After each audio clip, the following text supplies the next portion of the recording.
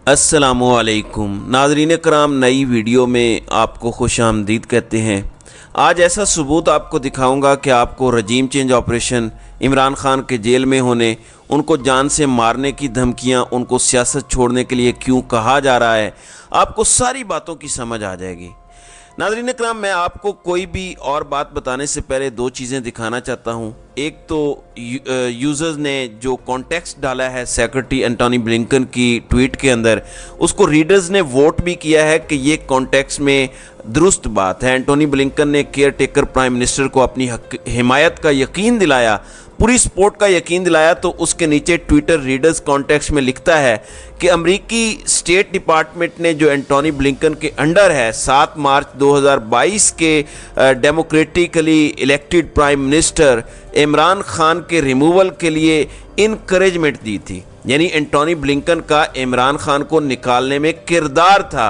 इमरान खान को पावर से निकाला गया और गिरफ्तार कर लिया गया। ये ऑफिशियली ट्विटर ने यूज़र जो कॉन्टेक्स्ट देते हैं उसको नीचे लगाया हुआ है एंटोनी ब्लिंकन की ट्वीट के नीचे।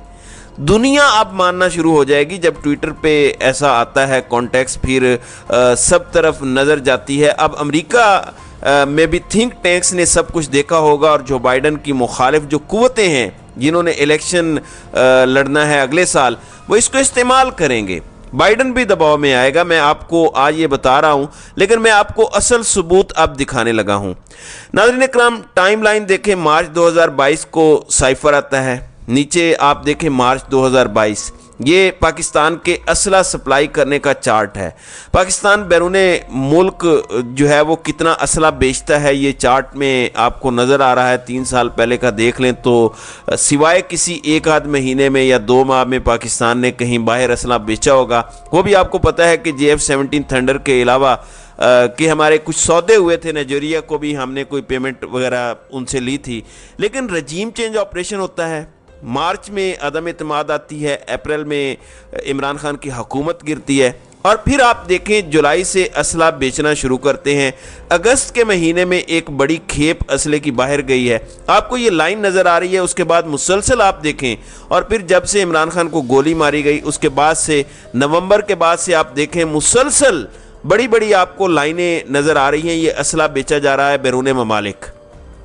नाज़रीन कराम, अब हो सकता है कि कोई एक आध महीने में कुछ जहाज़ बेच दिए हों, लेकिन ये जो रेगुलर आपको लाइनें नज़र आ रही हैं, ये असला यूक्रेन जा रहा है रूस के ख़िलाफ़, ये वाया यूरोप जा रहा है या वाया बरतानिया जा रहा है। आपको रजीम चेंज ऑपरेशन को समझने में ज़रा भी मुश्किल अब नहीं आएगी। कॉन्टेक्स्ट में दोबारा ले आते हैं।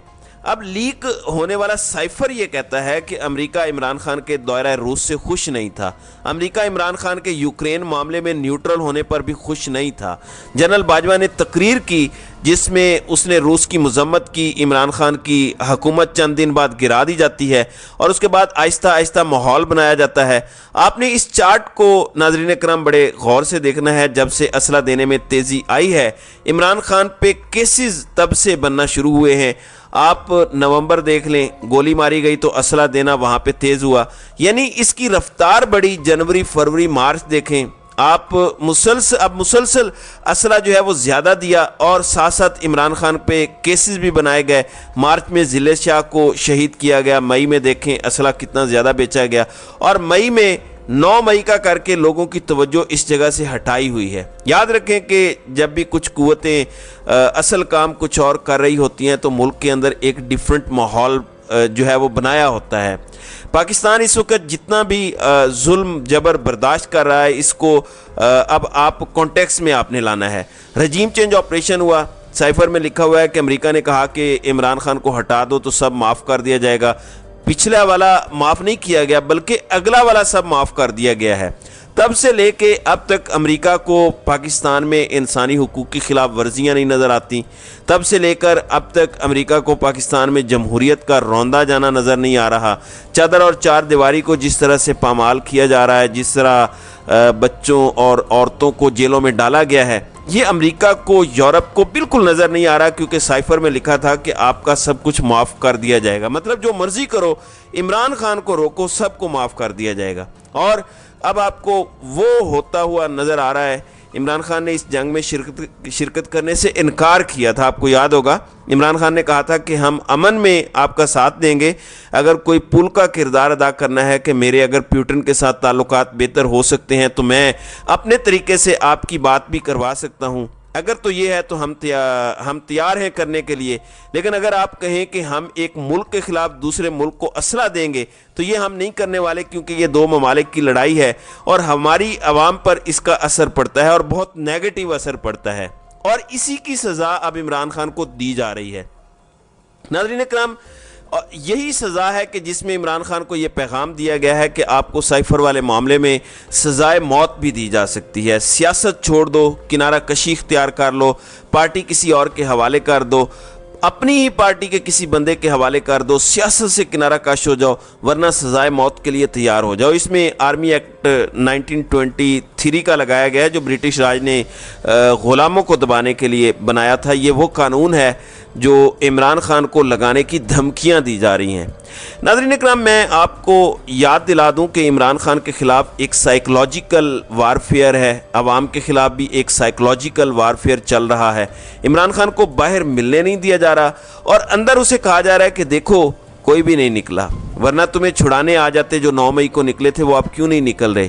اس طرح بھی توڑا جا رہا ہے. عمران خان کو سزائے موت کی دھمکیاں بھی دی جا رہی ہیں, اس طرح بھی توڑنے کی کوشش ہو رہی ہے. اور عمران خان کے بھانجے جو حفیظ اللہ نیازی کے بیٹے ہیں, حسان نیازی, ان کو ڈوبیس طریقے سے گرفتار کر کے اب کہا جا رہا ہے کہ ان پر آرمی ایکٹ لگے گا اور کورٹ مارشل ہوگا. یہ سب عمران خان پر دباؤ ڈالنے کے طریقے ہیں. اس کے بعد یہ مزید آگے بڑھیں گے, یہ اہلیہ تک جائیں گے, یہ ہو سکتا ہے بہنوں تک بھی جائیں. یہ پوری کوشش کریں گے کہ عمران خان کو جیل میں توڑ لیا جائے اور سیاست سے باہر نکال دیا جائے, کیونکہ ان کو ایک خطرہ پڑا ہوا ہے. یہ باہر تو نہیں آنے دینا چاہتے عمران خان کو, اور عمران خان کو اگر ان کے بس میں ہو تو اسے زندہ بھی نہ چھوڑیں. ایک انہیں جو خطرہ پڑا ہوا ہے وہ یہ ہے کہ اگر مار دیا, جو کہ ان کا پورا پلان ہے, تو پھر اس کا رد عمل کیا ہوگا, کیونکہ اس کے بعد تو کوئی کام ڈاؤن کرنے کے لیے بندہ بھی نہیں ہوگا. ارشد شریف کو مارنے کے بعد انہوں نے رد عمل دیکھا تھا کہ جس طرح لوگ جنازے میں ارشد شریف کے پہنچے تھے اور کس طرح انقلاب کے نعرے لگے تھے, تو لوگوں کو پھر بھی امید تھی کہ ایک دن عمران خان آئے گا اور ارشد شریف کو انصاف ملے گا. اب وہ امید بھی چھین لیں گے تو ریئیکشن کیا آ سکتا ہے, بہت زیادہ خطرناک بھی آ سکتا ہے.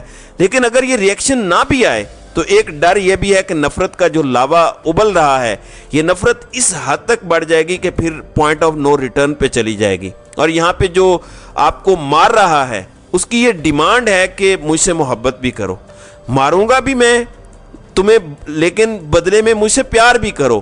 وہ ختم ہو جائے گا ہمیشہ ہمیشہ کے لیے. تو یہ واحد چیز ہے جو انہیں ابھی تک روکے ہوئے ہے, کیونکہ جو لوگ ایک بار قاتلانہ حملہ کروا سکتے ہیں وہ بار بار قاتلانہ حملے کر سکتے ہیں. لیکن اس وقت عمران خان کو توڑنے پہ زیادہ زور دیا جا رہا ہے. میں آپ کو صرف ایک چیز کی یاد دہانی دوبارہ کرانا چاہتا ہوں. 2021 میں ڈالر کو $154 کا تھا. اسحاق ڈار نے باجوہ کو کہا تھا کہ میں ڈالر کو 100 کے قریب لا سکتا ہوں. یہ وعدہ کیا گیا تھا 2021 میں. پھر پی ڈی ایم کا ٹولہ آیا, مفتاح اسماعیل نے 6 ماہ گزارے اور اس کے بعد اسحاق ڈار کو لے کر آئے. 6% سے اوپر گروتھ کرتا ہوا ملک مائنس میں چلا گیا. ڈالر کی قیمت 300 سے اوپر چلی گئی. ہمارا جو فسکل ڈیفیسٹ ہے وہ 7.7% پر چلا گیا جی ڈی پی کے. ہمارا جو قرضہ ہے وہ جی ڈی پی کا کوئی 80-90% تک پہنچ گیا, جو عمران خان 70% سے نیچے لے آئے تھے. اس ٹائم تباہی کی ناظرین کرام وہ داستان ہے کہ آپ تصور نہیں کر سکتے. اور اس کے بعد جناب اسحاق ڈار صاحب لندن چلے گئے ہیں, اپنے ملک واپس چلے گئے ہیں. پاکستان میں تباہی پھیرو اور واپس اپنے ملک چلے جاؤ, لیکن کوئی حساب نہیں لیا جائے گا, کوئی پوچھے گا نہیں کہ رجیم چینج آپریشن کیوں ہوا تھا, عوام پہ ظلم کیوں کیا تھا. ناظرین اکرام, میں آپ کو آج حقیقی بات بتا دیتا ہوں نمبرز کی. اگر عمران خان کی حکومت نہ گرائی جاتی, ڈالر زیادہ سے زیادہ 220 نہیں تو 230 کا ہو جانا تھا زیادہ سے زیادہ. زر مبادلہ کے ذخائر آج 15 سے 20 ارب ڈالر کے درمیان ہوتے. آئی ایم ایف کا ایک پروگرام پورا ہو چکا ہوتا پچھلے سال, اور نئے پروگرام کو نیگوشیٹ کر کے شروع کیا جا چکا ہوتا, جو کہ بہتر پروگرام ہوتا.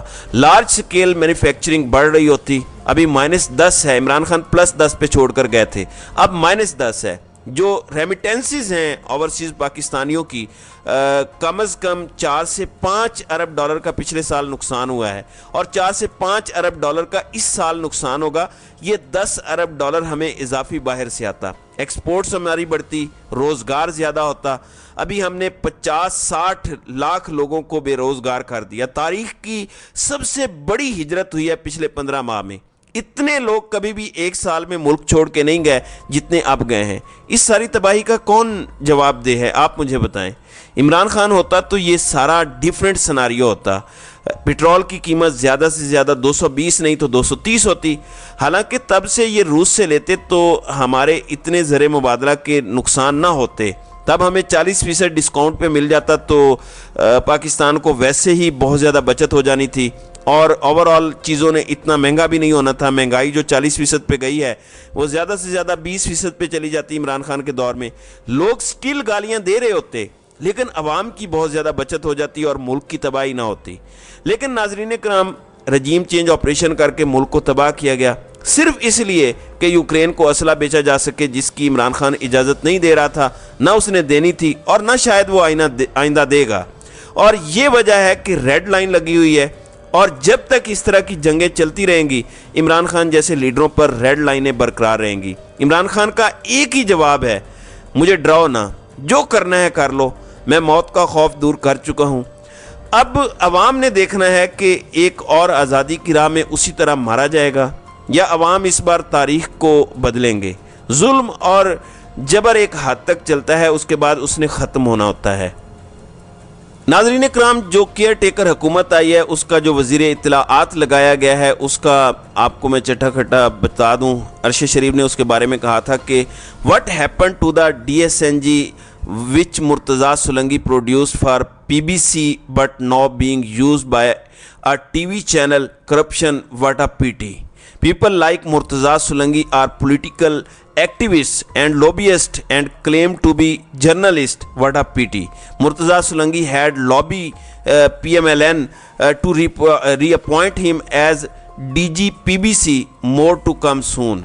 یعنی آڈٹ میں ریویل ہوا ہے کہ ملینز آف روپیز کی irregularities ہوئی ہیں مرتضیٰ سولنکی کے DU ریڈیو ہونے کے ٹینیور میں۔ یہ وہ بندہ ہے جس کو اب وزیر اطلاعات لگایا گیا ہے وفاقی نگران سیٹ اپ میں۔ یہ ارشد شریف نے اس کے اوپر بات کی تھی۔ فیصلہ آپ کر لیں کہ کس طرح کے لوگ ہم پر مسلط ہیں۔ اللہ تعالی ہمارے ملک پر رحم کرے، آمین۔ تو ناظرین کرام، آپ کی اس ویڈیو کے حوالے سے کیا رائے ہے؟ آپ اپنی رائے کا اظہار کامنٹ سیکشن میں ضرور کیجیے گا۔